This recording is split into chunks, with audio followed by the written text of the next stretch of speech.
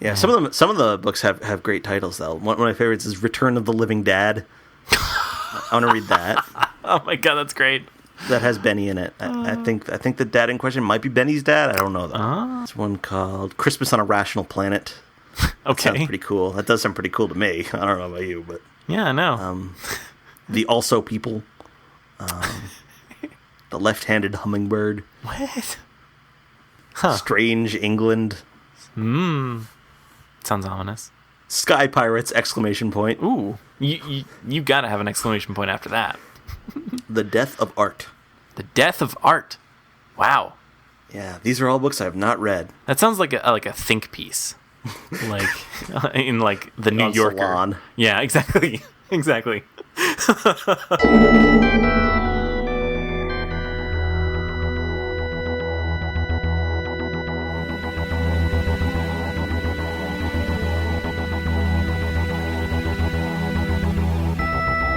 I'm Tom Dickinson, And I'm Louis Midas, and this is The Cloister Room. a podcast about Doctor Who and other things.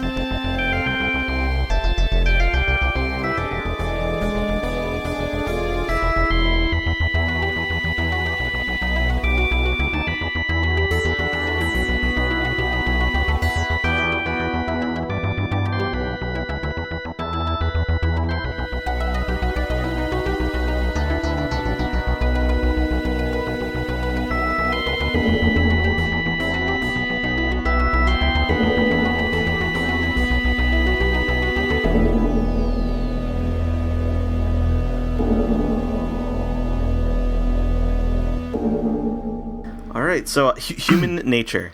Human nature. Did you end up not only reading the book but also watching the episodes? I didn't watch the episodes in preparation of this, although I had recently watched the episodes just by coincidence. So I feel like I have a pretty good enough memory of them. I didn't have a chance to watch them, but I mean, I've seen them a lot. So Yeah, there you go. You know, yeah. So human nature. human nature. Which one's better?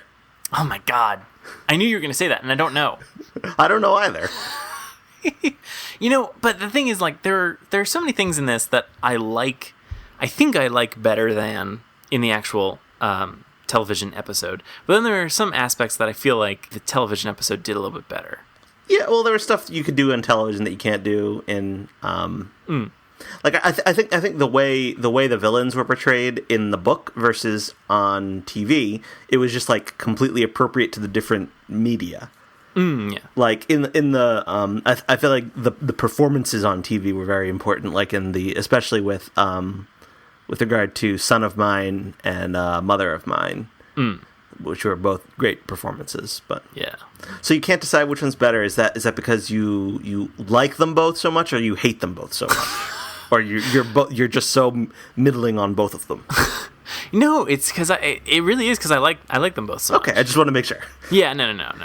That's the thing is, you know, I went in and I don't want to say that my expectations were colored by the one review that the Amazon ebook has. Really, what does it say?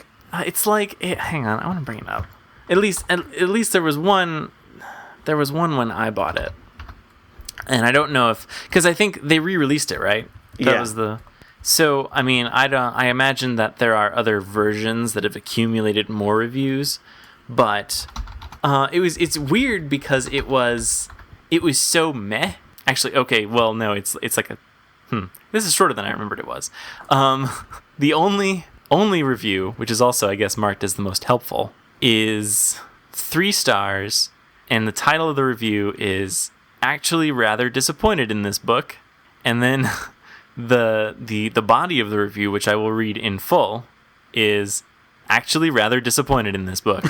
Not bad by any means, just not as good as the Doctor Who episodes it inspired."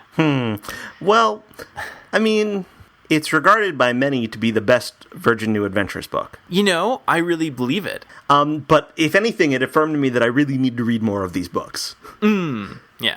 Because I have read 2 of them prior to this, the first 2. Oh yeah. And first one was kind of terrible. The second one was pretty good. But this one, I thought this was excellent. I thought it was just a very. It's weird to read because I was reading it through the lens of what was similar and what was different. But just like trying to kind of take it on its own merits, I thought it was just a very, very good book. Yeah, well, it is a good book, and the thing is that to me it was interesting because it didn't feel like it was necessarily. It was very much a Doctor Who book, but it didn't feel like it was.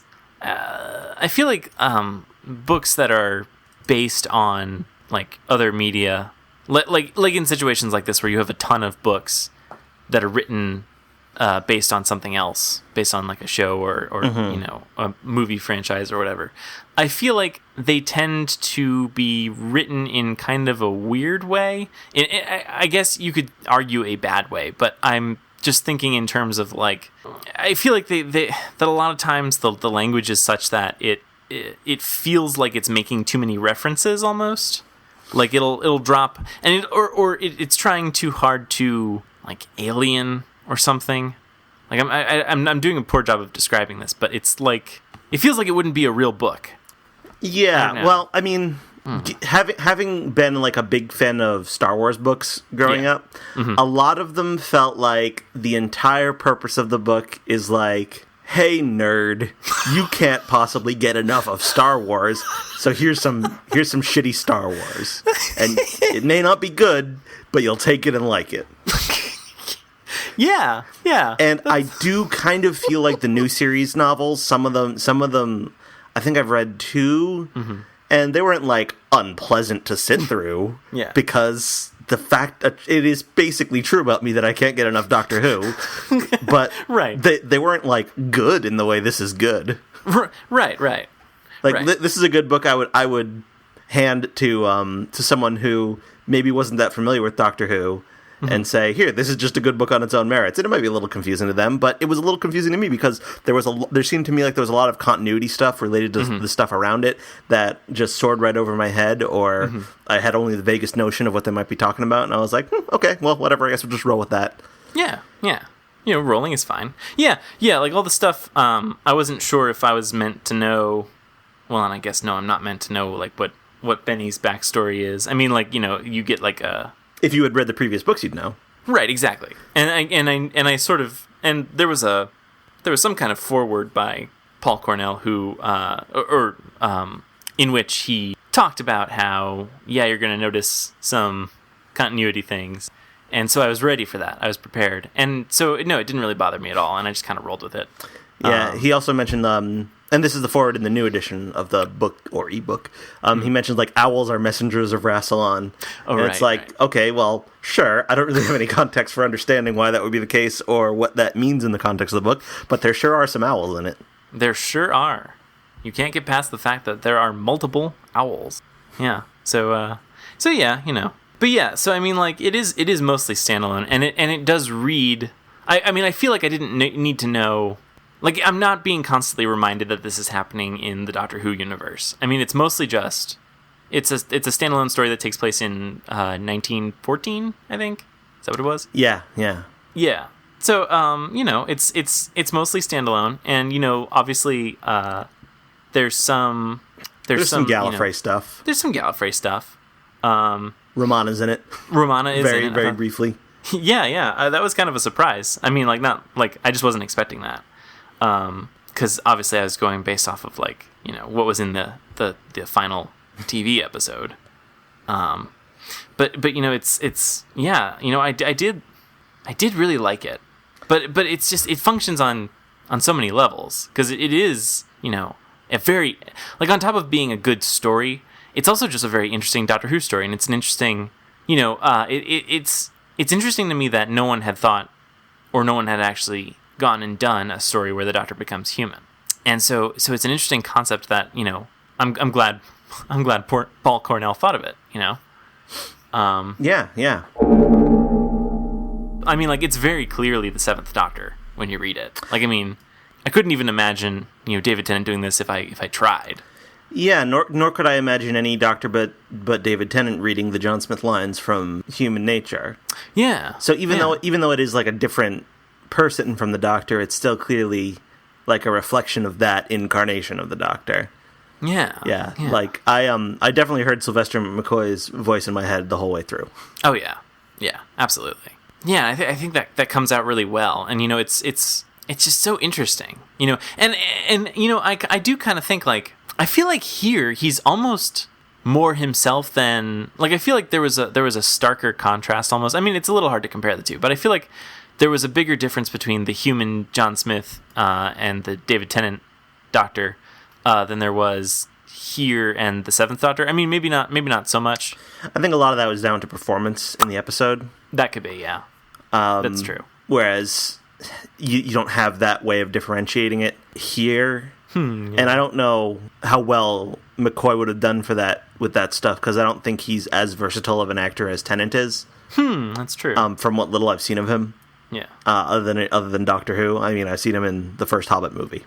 And maybe something else I don't even remember. But so David Tennant has like a lot of range, so he differentiates the Doctor and John Smith and the Doctor pretending to be John Smith. Very much.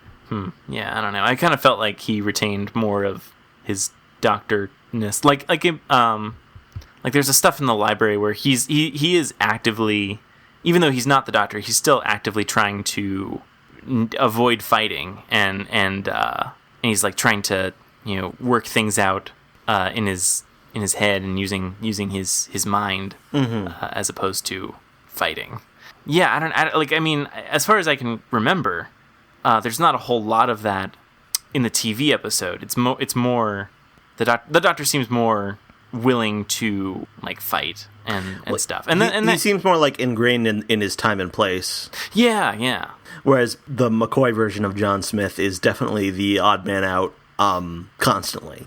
Yes. And everyone around him views him as very odd and like a troublemaker, and he has all these eccentricities and strange, interests and weird opinions that other people aren't used to, like the scene in the classroom where he's explaining what happened with Boudica, which was we listened to the story of the Wrath of the Iceni with the Fourth Doctor, so I guess he knew Boudica.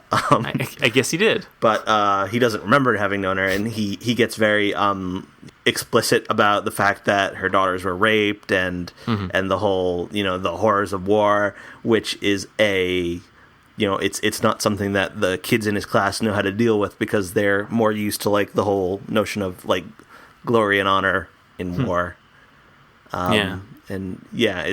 He's more of like an intruder in this world, whereas David Tennant in the television version just kind of fits right in, and that's why he has such a hard time leaving it, I feel like. Yeah, that's true. It is, and I think they do that. Well, I don't know. They do that kind of because I mean, there are so many things about this episode, or there's so many things about the actual episode compared to the book that are different. So it's hard to say like was this better or worse than the other. Because like the circumstances, it's so weird to me that in the TV episode, the Doctor basically has to do this, or he thinks he has to do this. Yeah. Where you hiding is like the only option. Whereas this is depicted here in the novel as like a vacation for the Doctor, and it's something he volunteered to do. It's actually it's a little vague, and maybe I missed something, but it seemed to me that it wasn't ever really confirmed, but it was suggested that the reason he'd done it is because he wanted to experience human emotion so that he could empathize with what Benny was going through, and the fact that she had lost a loved one. That could be. I didn't really pick up on that, but that's a good point. But yeah, that makes a lot of sense. Well, and I think that yeah. So that's kind of funny that's kind of like it's almost like just an experiment. Yeah, it happens for completely different reasons. The aliens that are after him are completely different. It's a different school. Is it? It's called something different. Oh. With a different Tim Dean instead of Tim Latimer, but a person whose name is Joan Redford and that he falls in love with. And so how do we reconcile the novel with the episode. Well, yeah, and I mean, like, this is especially difficult because I like to think of everything as canon, but now these are so similar that it's almost difficult. And I don't think, like, I'm not saying that, like, if David Tennant had made some reference to this happening before, I don't know if that would have made it better. But I mean, like, I don't think there's any reference. There's no hint that, like, this is something that the Doctor knows. Actually, in fact, it might. If I remember correctly, the Doctor seems to imply he's never done it before. Yeah. So yeah, there's no way that these two stories can coexist with with one another. You know, in any sense of continuity, really. At least I don't think. Yeah, I have no idea. I mean, like, and I'm not. I would hate to. I think it's too good not to be canon. To be perfectly honest. And I also wouldn't want to, like. I think there are some people who don't like the notion of the books being canon at all, and they use this as an excuse to throw out all books from canon. So no books are, like, especially like the Virgin New Adventures, the series this fits into. Like, well, if this is canon, none of the stuff with, like, the Doctor and Benny is canon. That's all non-canon. Which I resent. And I think you're in the right there. You know, I think you should resent it. But I mean, like, you know, it's. Well, right? Like, I mean... if the unit stories can take place in the 70s and in the 80s, then I'm sure this works somehow. Like, the Doctor's lost his memories or something. Exactly. Or he's just saying he's never done it before. He just means in this body. Or he's never used that particular mechanism because it's a different... Arch. Exactly. It's a different mechanism, too. So, you know, it's the difference between a biodata pod and the chameleon arch. So, and those are, you know, presumably different things, you know. Well, and you know, I think he was saying like he had to provide a backstory for John Smith, I think, in this, and then in the TV episode, I believe he just says the TARDIS will handle it. Yeah, I think maybe that's why. Yeah, maybe the TARDIS just like reverted to the last time. Yeah. So it just, you know, picked something very similar. Yeah, I think there's wiggle room in here. I think we can square this. Yeah, it takes place in a different year too. Oh, right. Because it's the TV is in 1913. Oh, yeah. See, there you go. So this is much closer to the war itself. So there could just be, you know, a lot of pre-World War I schools that have some version of the Doctor teaching in them. This could be what he always does. Yeah, he always goes and teaches. Just before the Great War. But yeah, it's so interesting because, you know, it is all so different. You know, the circumstances really are different. And I really don't know. Yeah, I can't say which is better. That's silly. I'm not going to even try. Cuz I mean, you know, yeah, they both work for, you know, what they're going for. They work in different ways, and I think the TV story is a lot simpler, I feel. But it's no less effective for that. Although I think I'm glad they both exist. I guess is what I'd say. I wouldn't want one to exist, you know, at the cost of another. You know, because they're both really interesting and really really good. Of the Doctor Who stories in the new series that are adapted from existing works, I think this one is the closest, actually. What are the other ones? Well, Dalek is adapted from a Sixth Doctor audio called Jubilee. Oh, right. And it's barely the same story at all. Oh, really? The only thing that's really similar is the notion that, you know, a powerful person is keeping one Dalek prisoner. Literally everything else about it is pretty much different. Huh. So I don't know why it's an adaptation, but it is. Is it by the same author? Yeah, they're both by Rob Shearman, who is great. Oh, okay. Huh. And then there was The Rise of the Cybermen and the Age of Steel is supposedly like an adaptation of an audio called Spare Parts. Oh. Spare Parts is an origin story of the original universe Cybermen. It's like the Cybermen's origin story. Oh, wow. Featuring the Fifth Doctor. And I guess elements of it got reworked into Rise of the Cybermen and the Age of Steel. But once again, that's a completely different story. It's set in a different universe. It's got a different plot, different characters, different everything. And then Blink is an adaptation of a short story that Stephen Moffat wrote with the Ninth Doctor. Oh, right. Huh.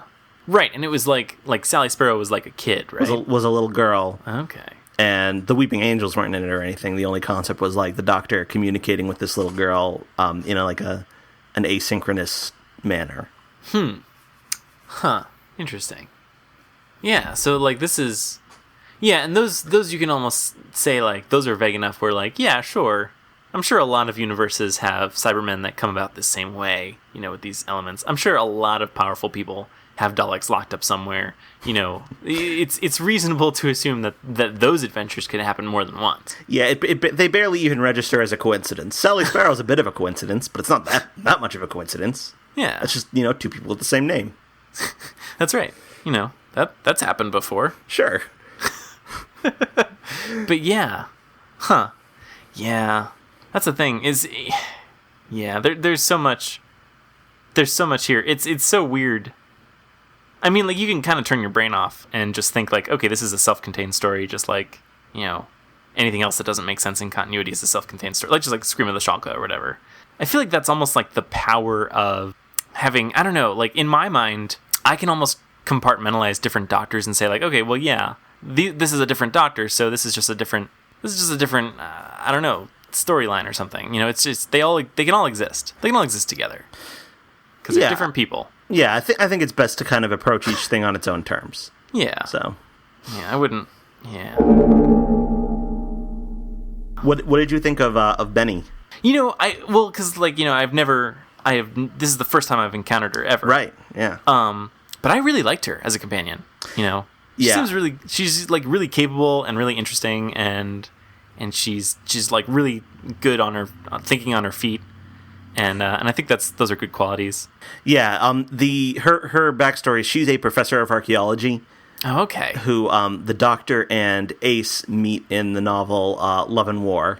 Oh, right, which is the one where Ace leaves, right? Yes, which is the one where Ace leaves. But then after that, Ace comes back and then leaves again, and they kind of Ace becomes more of like a recurring character throughout the remainder of the New Adventures, from what I understand. Like I said, I've only read a couple of them, but Benny also at some point leaves and then becomes a recurring character. And then when Virgin Publishing lost the rights to the Doctor, when the TV movie happened and BBC Books decided all the Eighth Doctor novels, we're going to do those in-house, they just kept writing the series, but with Benny as the main character. That's cool. Yeah, and then Big Finish took over, and so they did Benny Books and Audios, and she has like a massive audio series, which I've heard all of the audios with her. They're a little hard to follow if you don't know some of her backstory, so I'm confused at points, but... Well, a little bit of confusion every now and again I think is healthy. I should think so. Keeps you balanced.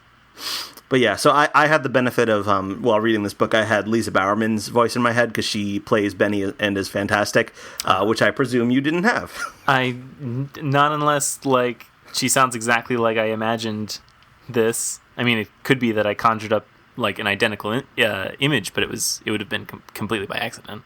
Yeah. But yeah, no, well, yeah, I would love to hear some audios now, but yeah, just so I can, like, know what she's supposed to sound like.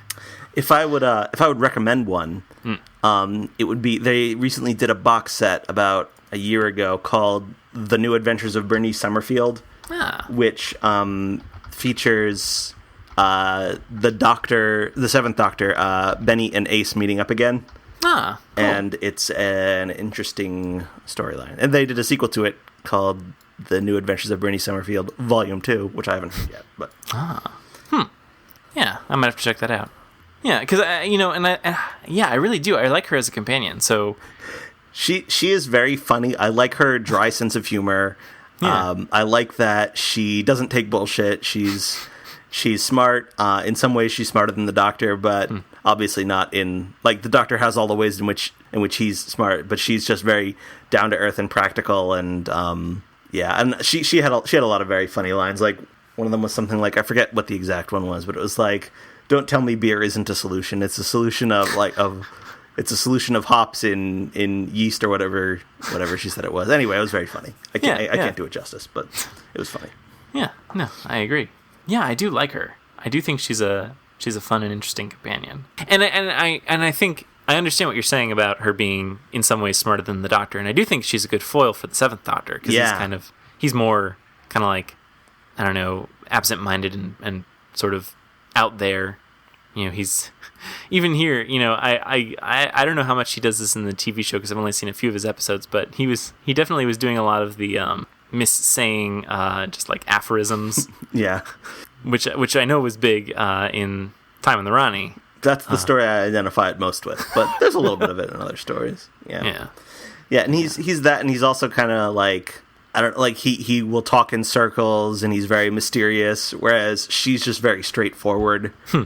So yeah, she is a good foil for him. That's definitely true. Well, yeah, and it's weird because, you know, I was really kind of wondering what the deal would be, because, you know, I knew what role, you know, Martha played in this story when it was on TV.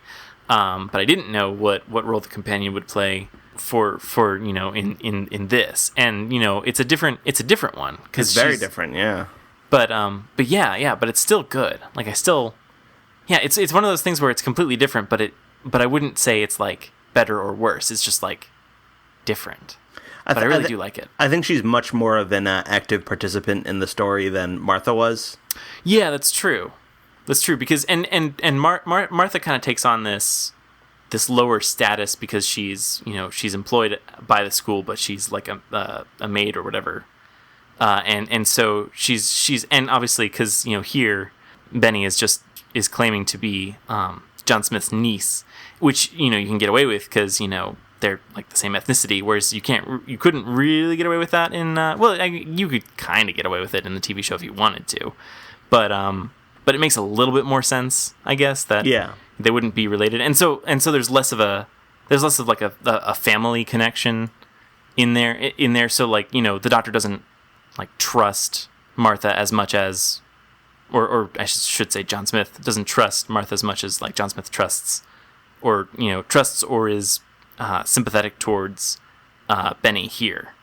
You know, so there's a different dynamic, really. Yeah, it's a very different dynamic, and she also, like, Benny lives in the town and then sees him occasionally, whereas Martha spent more time with her version of John Smith, and she's always kind of scurrying around in his shadow and kind of keeping an eye on what's going on, and is more like actively there, but less like to less effect, almost. Yeah. Whereas Benny, in a lot of ways, she's a lot more mature than Martha is. I think, as well. And so, obviously, there's the concept that Martha is, you know, has got this crush on the Doctor that is completely, you know, that's a major part of the season. Whereas with Benny, there's basically no dimension of that at all. Yeah. And she's just got other reasons for, you know, her reactions to things. So. Yeah. Well, yeah, and it's funny how because there is a lot of stuff, like, you know, there's the companion's reaction to finding out that John Smith has fallen in love, and Martha's reaction is to run to the TARDIS and rewatch all the videos and then, you know, sort of yell in confusion, like, why didn't you say anything about falling in love? Why didn't you think of that? You know, and Benny's solution is to, like, scrawl at the end of the list in her own handwriting, don't let me fall in love, which is a very different solution to that problem. And once again, I don't know if I kind of like Benny's solution better. I think that's funnier. Well, her initial reaction is actually just to, like, knock back a drink and say good luck to her. Right. Yeah, that's a good solution too. I like that we got the full list here too. We don't get that in the That's right, because she fast forwards through it. Although the full version's on the DVD.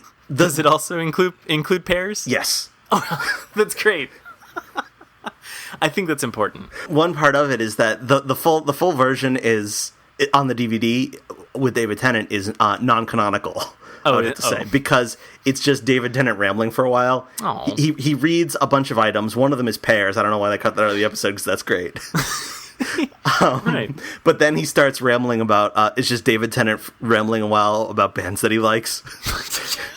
Just because it needs to be fast forwarding through him saying something. Right. And then eventually he goes, and don't let me abandon you. Like at the very end of it. Well, right, because, you know, and it's better if there's a lot of filler there and it looks like the Doctor is rattling off, like, you know, 10,000 different rules. So I understand why they'd want filler in there. But yeah, you know, if they've got what is it, like nine actual rules to work with, then, go with that, Yeah. So, yeah, actually, now that we're looking at this, don't eat meat is an interesting one. Yeah, I didn't know that. I mean, it kind of makes sense, though. Like, I mean, I feel like I've seen, or at least it seems to me sometimes the doctor does abstain. Like, even in the TV show, he is abstaining from meat. I never got that sense. In fact, I would have thought, like, the 10th Doctor is always talking about, like, English cuisine. Like, and how, like, sausage and gravy, etc. Like, he's always talking about, like, that's the most wonderful, how very human. Like, right. So it's funny to me that in this novel, someone approaches Benny claiming to be the 10th Doctor, and Benny presumes that it's not really him on the basis that he eats meat. Yeah. When in fact the 10th Doctor, as far as I can tell, doesn't seem to be a vegetarian at all. So she would have been wrong. That's true. Well, no, I'm trying to think of where it would have been, because I feel like there are definitely times, not that he's like actively seeking out vegetables, but like I really do feel, and I don't know where I'm getting this from, but I do feel like there are episodes where he is like watching people eat meat, and he's like a little bit disgusted. And I mean, like, obviously, like, that could be anything, because that could be. And I feel like it probably may have been a case where they were just eating meat disgustingly. They were just sloppy eaters. Exactly. And so, there's nothing necessarily wrong with that. But I feel like I remember getting the sense that, like, maybe he's not thrilled about the eating of meat. I don't know. I mean, like, maybe it's just like, maybe the 10th Doctor likes the idea of eating meat, but then when he's put in front of someone actually eating meat, he's less wild about it. But yeah, I can't say for sure one way or another. Like, I'm pretty sure in the TV show he's never like actively avoided. Like, I don't think you've ever seen like a restaurant scene where he ordered like a veggie burger. I'm pretty sure I'd remember that. But yeah, no, that's fascinating. He doesn't eat any pears though, does he? Not as far as I know. Although, in the 11th Hour, the 11th Doctor claims to hate apples, but then in the God Complex, there he is chomping away at an apple. Oh, is he really? Yeah. Maybe. I know some people got mad about that. What that Stephen Moffat went back on his own canon or whatever. Well, I think the thing is, and I think this is at least somewhat valid, is that at the time there was an ongoing mystery about the Doctor dying, and there was a possibility that, the Ganger Doctor might have been somehow involved in the deception about which Doctor actually died or something like that. Mm-hmm. So the notion that, the Doctor ate an apple, that's a clue. So it would have been, I mean, that could credibly have been a clue. All right, that's fair enough. So I can understand why you'd be a little annoyed that it turned out just to be, we're just disregarding the fact that he hates apples, despite the fact that we constantly bring up the fact that he likes the fish fingers and custard. That's true. Well, yeah, I mean, like, obviously, like, you could come up with any number of, explanations for why he hates apples after he's just started regenerate, or after he's just finished regenerating, or he's still in the process or whatever. He's still cooking, I believe he says. Or, between then and, the God Complex, where he has lived for, what has he lived at that point? Has he lived another 200 years, or was that was later? It's been a long time since I've seen Series 6. But yeah, I honestly don't remember the way the math worked out there. Yeah, but anyway, so I mean, you could easily say like, he was calibrating. He was calibrating his taste buds, and once he hit on fish fingers and custard, that was when everything snapped into place. Could be. I'm looking at the TARDIS wiki entry for Pear. Thank you. And according to this, I didn't know this. In Human Nature, John Smith, in the TV version of Human Nature, the Tennant John Smith eats a pear. Ah, I didn't notice that. So Martha failed. Yeah. Wow. No. Yeah. She shouldn't have fast forwarded over that. She should have heard, the Doctor warn against both pears and also all his favorite bands. Yeah. Wow, I did not notice that. I'm gonna have to. Now I do want to rewatch this episode. Maybe I guess that is supposed to be like a reference that only people who have read the book get. Well, either that or it was put in there not knowing they were going to cut the Pear thing out because the Pear thing was filmed. Yeah. Oh, right. I wonder. So I would recommend, if you pop back in, the DVD for Series 3. It's an Easter egg. I forget. I found out how to find it on some website many years ago. But so if you can figure out how to find that, it's well worth watching just for a few minutes because it's just David Tennant talking about pears and his favorite bands, and then saying, "Don't let me abandon you." That sounds pretty great. Yeah. So pears. Indeed, pears. Pears. I know you like pears. I do like pears. I like a good pear. A good pear. Only a good pear. Anjou pear? Is that how you pronounce it? Wow. Anjou? Anjou. I like those pears. That's my favorite. I Good could take to or leave. know. I know. If you want to impersonate me, and the impersonation requires something pear related, make sure it's an Anjou pear. Well, that was the downfall of the android impersonating Sarah Jane Smith. It had ginger pop, which she can't stand. So that's how you know. So the doctor saw right through it. But as you would. So if someone impersonating you turned down an Anjou pear, then it would obviously fail in its attempt to pull the wool over the eyes of one of the listeners of this show. Exactly. Now you know. Now you were armed. Yeah. But in any case, yeah. So I was tickled by that, and I do not understand. It only reaffirmed in my mind how alien the Doctor is. Because well, I don't like pears either. So well, I think you might be alien too. I could be. Because obviously, I base humanity at large on my own personal preferences. Well, yeah, that's human nature. That's how it works. What did you think of the villains in the novel? I find it really fascinating. Like, I mean, right, this is so tied up into like the actual.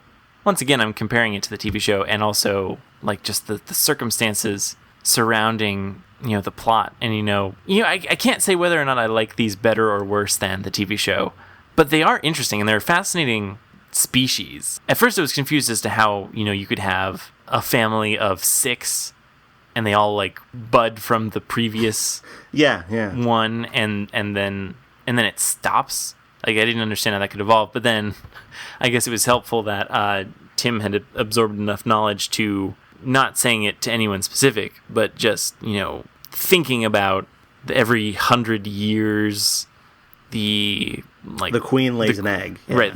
Yeah, so like that's how they have more. Because I was gonna say like it lays eggs every 100 years, and the king fertilizes them in the ground, and then the new aubertides bud to reproduce, and so like that makes sense to me, like, because just saying like, well, there's a family of 6 and that's it, that doesn't make sense.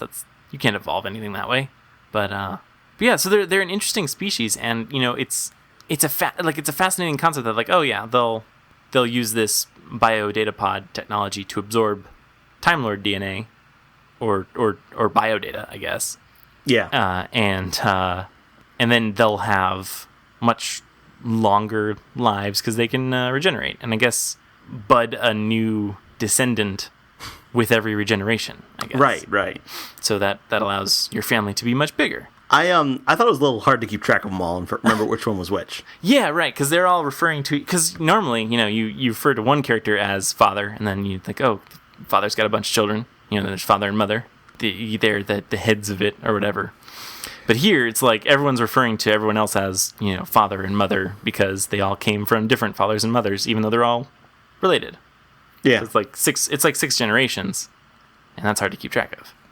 But yeah, they are all...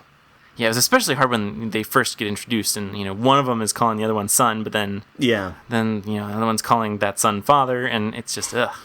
And like they appeared to be like different ages, but in the wrong in the wrong way. And I mean, Yeah, like when they first introduced Green Eye or Laylock, who's supposed to look like an old man. Yeah. Calls Green Eye, who's supposed to look like a young man, he calls him father. Yeah. I was like, wait, what's going on here? So it threw me off until I realized what was going on. But there's 6 of them, and they all got slightly different personalities, and I just keep forgetting. Wait, which one was Green Eye again? Which one was Hoff? Right. Yeah, but Aphasia is easy to remember because she looks like a character in the TV episode, so I just mentally pegged her to that image. Yeah, this is an easy analog there. Yeah. So that works. I thought it was interesting though that the way they are disposed of is very different from in the TV story. Yeah, and I do like how it's done in the TV story, but I also feel like it's a little silly. Yeah. Like just like a tiny bit, but I mean like it's silly in the way that you'd expect Doctor Who to be silly kind of, whereas like this doesn't make any sense at all. Trapping someone inside a mirror, inside in fact every mirror. That's not. I don't understand. I like the idea, but it's kind of. I mean, why? Why would you do that? Right. It just raises more questions than it solves. And why this bad guy as opposed to any other bad guy? Right. Like. Right. Yeah. It seems. Yeah. I do like that though. I like that. But once again, this is all wrapped up in how they got to that point where this is the Doctor running and hiding. And this is the family is after him, and he's doing this so that he can avoid confronting them. And and if this were the only Doctor Who story in existence, and this was like all we had to go on for what the Doctor is like, then yeah, it would make like perfect sense that like, oh yeah, wow, he's running from them because this is what happens to people who cross the Doctor. He puts them in elaborate punishments for even trying to kill him, or suck his Time Lord DNA or whatever. And that would make a lot of sense. But yeah, we have a ton of other stories where he does things to stop the villain, and they are oftentimes punishing to an extent, but they're never this elaborate or vindictive. Right, that's true. And you do kind of wonder if like they themselves really deserved it. I mean, I guess you could say that they were doing something really dangerous, and they were probably themselves just dangerous to be left around, but are they really more dangerous than, say, Daleks or Cybermen? Probably not. Yeah, I don't know. Yeah, so it's interesting that they just like die in this. Like they're just killed in pretty ordinary ways. Except for Green Eye, who gets sent to jail, attempts to eat a corned beef sandwich in order to transform into a cow, and then gets killed. Gets slaughtered as meat. Yeah. I like that one. Yeah. But yeah, for the most part, they all just died. Oh wait, and which one is it that became Smith? Was that Hoff? It was either Hoff or August, I think. It might have been August, yeah. But that was interesting because in the television version, you see John Smith trying to decide what to do next, and then immediately cut to the Doctor only pretending to be John Smith, and John Smith no longer exists at that point. Yeah. Whereas in this, John Smith goes somewhere. He goes back into the biodata pod, and then gets put into another person's body. Yeah. Which is an interesting difference. And then he actually dies. Yeah, that is really interesting. And so it's like, that is an interesting difference. I mean, like, that he would sacrifice him. I mean, I guess in any sense he's sacrificing himself, but in both senses. But yeah, here he's a participant in the plan, basically. Mm-hmm. But yeah, that is a pretty interesting difference. Once again, I don't know which would be better. Although, I really do like the part in the television episode where he is just like bumbling around in the alien ship, and they think he's an idiot, but he's actually flipping all the switches he needs to flip in order to cause the ship to explode. And I thought that was a really clever thing, that they just thought he was some dumb human, and so they just let him touch whatever he wanted to touch.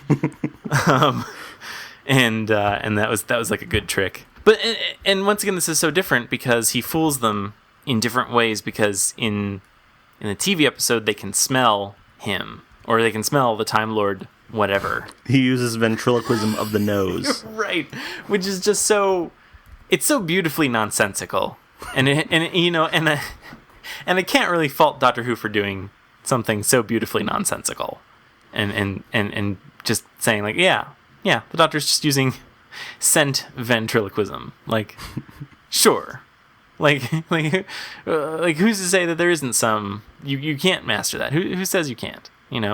I can't really say that's bad, but it does seem like sillier than what is done here, which is, there's nothing to do here. Like that, he can just say like, oh yeah, here's the pod. Well, I guess there is. It's not really even a trick, but you do. He did have to have something inside the biodata pod in order for them to absorb something, so they didn't immediately know the jig was up. Yeah. So there's there is kind of a decoy that goes on there, but it's very different. But yeah, I don't know. So there's so much that did change. That it did require a bit of different resolution, I guess, but it's not. Yeah, it almost seems more reasonable here, everything that happens, than some of the stuff that happens in the TV episode. But I don't know. But like once again, I can't fault the TV episode for doing silly things and coming up with silly concepts, because that's what Doctor Who's all about. Sure. So maybe if anything, the TV episode is more in the spirit of Doctor Who than this book. That could be true. I don't know. Yeah, because it's so different. Like the things they do here, they just could not have gotten away with for the actual television show. I mean, like, there's a ton of really, really graphic deaths. Oh yeah, there's Tim gets hanged. Yeah. Yeah. That was shocking. Yeah, I honestly did not expect that to happen. Like, I figured something was gonna stop them, or they were gonna just be like, it was just gonna turn out that they were joking or whatever. But then like they actually do it, and he actually does die briefly, and that was kind of freaky. Like I just didn't expect it to go there. And lots of kids die when the school gets turned to glass by a fusion bomb. Yeah. It's just, yeah. Yeah, and like the one kid's like head explodes. Yeah, and it like wow. just goes everywhere, and they're like describing it, and it's just wow. Yeah, these books. I mean, I think there were some who were critical of these books for being a little bit more focused, not so much at kids. Mm-hmm. Yeah. But I enjoyed it. It's a different kind of version of Doctor Who, but I still find it enjoyable. Yeah. What did you think of Alton? Clive Ian Alton. Yeah, I don't remember much of him. I mean, I know he was in there. He's a Time Lord. Right. That was hinted at. Or it's basically explicit at the end. Yeah. Because he is in Time Lord robes and then goes to see Laylock. Right. I didn't really understand what was going on there. Me neither. I actually don't even really remember what role he played in the story. Not one. Okay. He was around. Okay, he was just around. He was just a person who was mentioned, and I guess the implication is that he's part of the Celestial Intervention Agency on Gallifrey. Right. But what that means or whether it has any significance to the larger plot of the New Adventures novels, I don't know. Yeah, no, I have no idea. And it's weird because that kind of came out of nowhere. And I mean, I guess if you are a Celestial Intervention Agency operative, maybe you do just kind of like hang out on the sidelines and you're supposed to intervene. Well, but maybe you gotta. Well, all right, yeah, that's fair. Yeah, that's one. The story changes, but the ending remains the same. That's their old motto. That's right. I don't know. Maybe he thought there was already too much intervention. Maybe he thought, like I'll just sit back and watch the Doctor do it. Yeah. I don't know. I mean, the Doctor does change things. He certainly does. People have different fates as a result of whatever happened. Yeah, that's definitely true. I can't think of. I know that there's Hadelman, but then is there any other difference? There's the headmaster of the school. Oh right. Tim had foreseen a different fate for him. Yeah.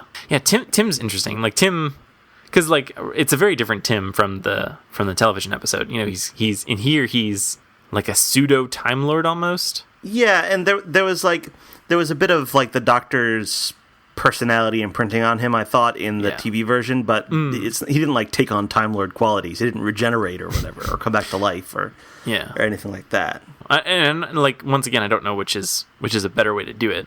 I mean, obviously, if you're going to have him, die, then he needs to be able to regenerate or whatever. Not really, but that's one way to do it.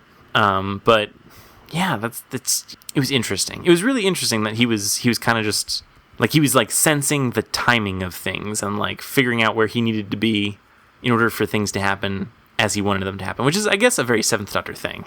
But it's fascinating. What'd you think of Mr. Moffat? I loved that. Oh my god.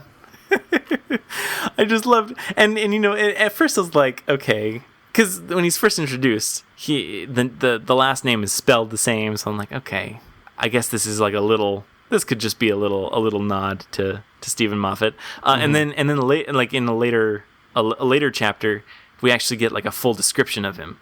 And, he's clearly Stephen Moffat. He could not be any other person than Stephen Moffat, and I loved it so much. It was so great. And Moffat actually wrote small portions of this book. Oh, did he really? He wrote, or at least helped write, John Smith's storybook. Oh, which is only a very small portion of it, but apparently that's all him.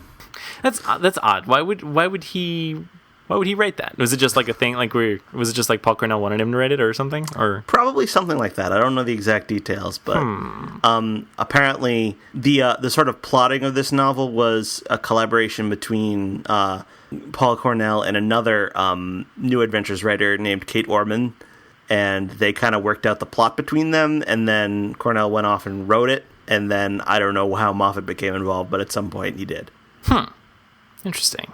Yeah, that's neat. This is like kind of a neat sort of collaboration. It's so weird that like all these Doctor Who fans were like friends in the 90s or knew each other in the 90s. It's so weird. I mean, like, not to say that it's like that weird, but it's pretty weird. It is a little. I don't know. And, Russell T Davies wrote one of these books too. Oh, really? He wrote a New Adventures novel. Ah. It actually just got adapted last year or this year for Big Finish. Huh. So they just created an adaptation of... It's called Damaged Goods. Oh. It features the Seventh Doctor and 2 other companions who aren't Benny or Ace. Huh. Interesting. Yeah, so that's like all these people, they were just like destined to relaunch Doctor Who. I think so. Like they were really getting into this, Like, I mean, I don't know how you have, the career path that leads you to becoming showrunner of Doctor Who or, whatever, becoming a writer of a relaunched Doctor Who. But this is basically, I think you're building up your resume here. If you are writing Doctor Who books, acting in Doctor Who audios, whatever, who knows what else. But, like inserting each other into Doctor Who books, this is how you do it. This is how you get your foot in the door. But it's so weird. This is what they were doing. Like, this is how they spent the 90s. Like mourning the loss of Doctor Who. Hey, Mark Gatiss was in on the party too. Oh, right. As was Gareth Roberts. Oh my God, it's just so weird. I mean, not in a bad way, but just it's so. I mean, obviously, in retrospect, like of course, the people who take over writing Doctor Who things when there's no Doctor Who, obviously when the show returns, they're gonna be the writers, and oh man, it's so fascinating and kind of funny that it happened the way it did, and all these guys who just really like Doctor Who just not even came out of the woodwork. They were doing Doctor Who things, and then they just came back and wrote for the show. Yeah, I think Paul Cornell was a fanfic writer before he did any of this too. That doesn't surprise me at all. And he just kind of hit it big. Yeah, so he's like the E.L. James of Doctor Who. Yeah, well, I guess. I don't know if he would enjoy that comparison. I mean, I don't think anyone would, but like I do. This really just reinforces in my mind that I really want Paul Cornell to be showrunner. I mean, I'm just in whatever form he wants to continue contributing Doctor Who stories, I'm happy to see them. Like the new comic series he's working out is launching, I think, this month or maybe next month. The Four Doctors. Oh, right. Yeah, and I showrunner, I don't know, because I don't know if he has the experience for that. He hasn't done that much TV work. But, I would love to see more episodes from him. Yeah, that's true. That's true. At the bare minimum, I want more episodes from him. I think that's not unreasonable. Yeah, like I'm looking at his IMDb page, and he hasn't actually done that much. Oh, really? In terms of TV work. Huh. I mean, he's a pretty well-respected comic book writer. Right. He's got novels.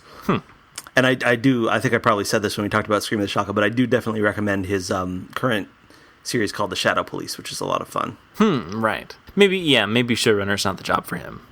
Yeah, just like when people clamor for Neil Gaiman to be showrunner of Doctor Who. Or they used to. I feel like that probably doesn't come up quite as much, but it did certainly after Series 6 had aired. Yeah. So yeah, that might not be the best job for him, but yeah, I definitely want to see more Doctor Who from Paul Cornell in some form. Yeah, I'd be interested to know what he would write for Capaldi on TV. Yeah, it's true. So we get, and this is more just things that I'm just happy to disregard, but it seems like they're talking about looms here. They don't get deep into it. No, I guess they don't get deep into it. But there is a lot of references made to not having children anymore and things like that. Yeah. I'm just going to ignore that, though, because that doesn't fit in. You don't like looms? I don't think... I think... but it kind of doesn't, sync up with the TV show, really. I mean... I guess you could loom kids. Why not? It doesn't not sync up with the TV show. There's plenty of wiggle room here. One of the things is that the loom thing... like I say, haven't read that many of the New Adventures novels, but I believe it wraps up at the end of the New Adventures series. Oh, does it? So from that point onward, you see Gallifrey and kids in Day of the Doctor, but at that point that's fine because the looms were out of commission by then. Oh, I see. So this is just a temporary fad. Well, it's a curse. Oh. It's Pythia's curse. Which sterilized all Time Lords, but it gets lifted at some point. Oh, I got ya. But this is only, I speak of things whereof I know nothing, so. Okay. Yeah, I'm fine with looms. I just think it's kind of weird. I guess I could be made to think it's fine, but I understand, the concept of aliens. Not all aliens are going to be born the same way, they're not going to have mothers and fathers and stuff. And even if they were loomed, I guess they could still have people they designate their mothers and fathers, but maybe it's just not the same way, And I admit, yeah, that's possible. But I don't know, I'm kind of weirded out by it, and I guess maybe that's the point. But I don't know, I guess I don't mind that so much, although it does seem to be that at one point it is suggested by Seraph that when Time Lords regenerate, and I guess this could just be his imperfect knowledge on Time Lords, but he suggests that when Time Lords regenerate, they find themselves to be much the same, which is, from what we've observed in the television show is more or less true. But, he says how, they dream of what it would be like to fly or be the opposite sex or have a child. Oh, yeah, he sure does say that. Yeah, so, that flies in the face of... Well, and it flies in the face of, references or hints that we've gotten in the show itself, where Time Lords have been able to change gender, or, in fact, have two heads. Yeah, well, that's such a minor thing. One character who may not know what he's talking about makes a random reference to the fact that he thinks a lot of Doctor Who fans think that, too. Time Lords shouldn't change gender when they regenerate. So he's just like them. Yeah, that's true. Yeah. Yeah, what does he know? Well, Seraph, come on. I would also remind, that the first and second Doctors were, humans with one heart. So... Well, that's a good point. So if we can find a way to accommodate that, I think I can find a way to accommodate looms. Yeah, there you go. I just really enjoyed the book, and it did make me want to read more of them, but there's a lot of them. I don't doubt it. There's 61 in the series. Wow. And 61 New Adventures novels. And then there are other Doctor Who novel series as well. Yeah, wow. Well, and they're not all in print either, are they? They are not. Yeah, how do you obtain an out-of-print book? eBay. Oh, yeah, how about that? Ooh. That's the main way of doing it. And I've gotten a bunch of them. Oh, really? I have maybe the first 10 or so, and then a couple of like maybe 3 or 4 different random ones after that. But some of them are like, go for hundreds of dollars on eBay. Jeez. Because they basically don't exist anymore. Yeah, wow. Huh. Yeah, I feel like there ought to be like some Project Gutenberg version, like where fans. I guess like copyright still holds because it's not that old. But like, well, yeah, obviously. Do you like? I don't know. I feel like there should be some rule where you forfeit copyright if you're not willing to. I mean, I guess that's dumb. Like, why would you ever give up copyright? But I mean, it seems weird to enforce copyright on something that not even the copyright holder is making money on. I think in a lot of cases, like a blind eye is turned. I think none of these authors would resent you illegally downloading the copies of these books that are out there. Right. There are illegal copies of like Lung Barrow, which is hundreds of dollars. Jeez. On eBay. Wow. Maybe an exaggeration, but it's at least 80, I think. Wow. I think the most expensive one is this one called So Vile a Sin. I guess they didn't print very many copies of it, and it was like super late coming out. Yeah. The title sounds like an anagram of something. I can't tell what, but it sounds like it. I don't. It's probably a quote from something. But no, it's from Henry V Act 2. Oh, okay. Self-love, my liege, is not so vile a sin as self-neglecting. Yeah. Thank you, Wikipedia. Wikipedia to the rescue again. Yeah, from what I understand, and I guess there might be some difference of opinion on this, I think they're a lot better than the Eighth Doctor adventures. Interesting. I think there's a general impression among the fans whose opinions I've read that once BBC Books took it over, they kind of dumbed it down a bit and started doing things that were like less ambitious than like this, because this was like a pretty ambitious, like it was an idea that had never been done before, and it was very like thematically heavy and kind of like intelligent and stuff. But I think they may have there is a reputation of the Eighth Doctor adventures that they're a bit more dumbed down, but I don't know if that's true because I never read them. I believe it though. I believe that like the BBC tries to like capture the magic of it, and then in doing so they kill it. Well, that's that. We don't have anything picked for after this. Oh, well, I guess we should do that. Okay, well, we could do more Classic Who. We could do more New Who, although we've already done most of New Who. Yeah. We could do an Eighth Doctor Adventures novel, which I just sold very hard by saying they weren't as good. More Big Finish. We could do a comic book. How does one obtain comic books? Do they go to a comic book store? That's one way to do it. Are they available in digital form? Yeah. Oh, I don't know. I'm so far out of the loop with regard to comics. So here's how comic books work. Okay, please tell me. There are monthly books called floppies. Floppies. And these are what you think of when you think of like a comic book. Okay. They're like the sort of flimsy little tiny magazines. That's a comic book. Okay. Then several of these are collected together into what's called a trade paperback. Or sometimes referred to as a graphic novel, but that's not technically correct. Because a graphic novel is its own original work, not a collection of existing material. So, you got that? I'm with you so far. Okay. And then both of these things exist in digital forms through Amazon, or also through the most popular comics app is Comixology, which is actually owned by Amazon. That Amazon, they've got a lot of fingers and a lot of pies. Yeah. So there are graphic novels in Kindle format, and then there are graphic novels in Comixology. Okay, so there's a digital distribution going on. There is. Yeah, I would be all right with the comic. Sounds exciting. Yeah. I don't know what to suggest though, because I don't know from comics in terms of Doctor Who. But we could always do one of the recent run of Titan Comics. That's the current people who are doing Doctor Who comics. There is a 10th Doctor series, an 11th Doctor series, and a 12th Doctor series. So, do you have one of those that you want, or do you want to do all of them? I mean, I don't know. Well, if we're gonna need episode Celastus until Doctor Who comes back, let's It's been a while. I would love to see more, or I guess read more 10th Doctor stuff. Okay, so let's say we're going to do the Titan Comics 10th Doctor series. Okay. Let's just do 1 through 10. All right.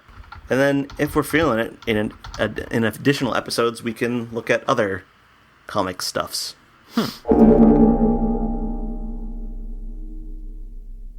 Yeah. It's just, yeah. Yeah, and like